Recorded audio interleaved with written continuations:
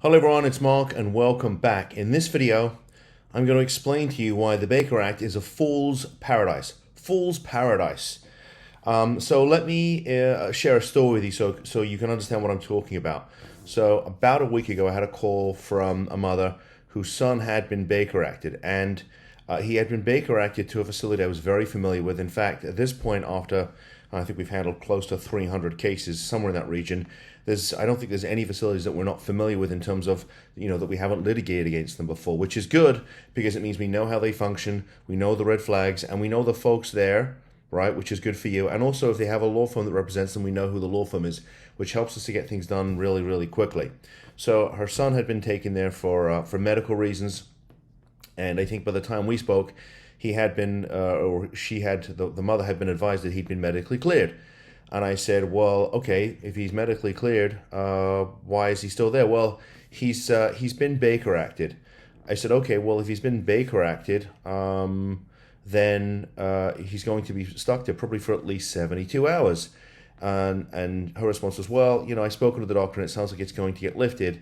And I said, okay, great. So I think a day or two went past. I spoke to the mother again, and she indicated that her son, although she had been advised that the Baker Act had been lifted, he was now being moved to the behavioral health unit of the hospital. And I said, well, if the Baker Act has been lifted, why is he being transferred to the behavioral health unit of the hospital? Well, I don't know. I don't know what is. I said, well, I'm familiar with that hospital.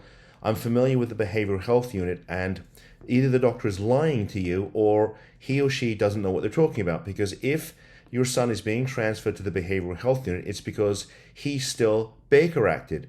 And her response was, no, he's not Baker Acted. I said, well, then, okay, go collect him and take him home. Oh, no, I can't do that. I said, well, then he's been Baker Acted. He's still Baker Acted. So, she was adamant that the Baker Act had been lifted. That's what she had been advised by the doctor. So a day or two went past again, and I spoke to her, and I said, well, what's happening? Oh, they've re-Baker Acted him. And I said, there's no such thing as being re-Baker Acted. It's a one-shot deal. You're either Baker Acted or you're not. The facility's either filed a petition to keep him or they haven't. He's either voluntary or he's involuntary. But the whole idea of, quote, being re-Baker Acted, and I have a whole separate video on that, that's a figment of someone's imagination. And again, she balked at my counsel. I said, look, you need to do something. He's going to get stuck there. They're going to get a court order. And she didn't want to hear it. So another few days go by. I touch base with her again.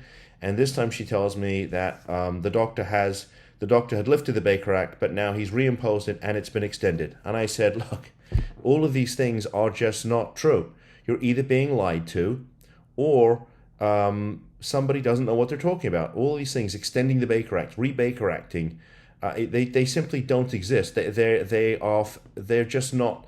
They're not possible. Okay, legally possible. It's a one-shot deal, right? It's a one-shot deal with the Baker Act. And so I let her be, and I called back a couple of days later. Now I think we're 7, 8, 9 days into this thing, and I said, okay, you ready to move forward? And she said, no. I spoke to a woman at an agency, and she said, I don't need you.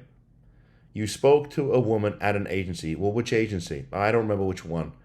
She's going to help me, though. Is she a lawyer? No, she's a woman at an agency. And at that point, I just scratched my head. I said, look, you need legal counsel. I spoke to another lawyer, and he said I should just wait. I said, well, how many Baker Act cases has this lawyer handled? I don't know. And he didn't have anything nice to say about you either.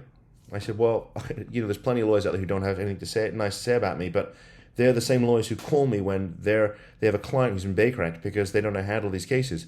And he told you to wait? Well, it's now been, and I think yesterday it was 8 days.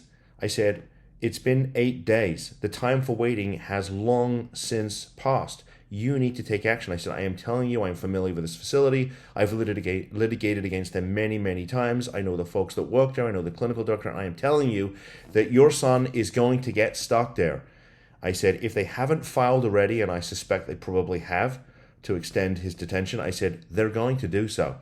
No, I've spoken to this lawyer. We're going to speak to the doctor this afternoon.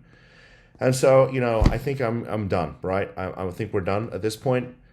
Clearly, she thinks that she knows better than me. She's speaking to people that clearly have absolutely no idea what they're talking about. Zero.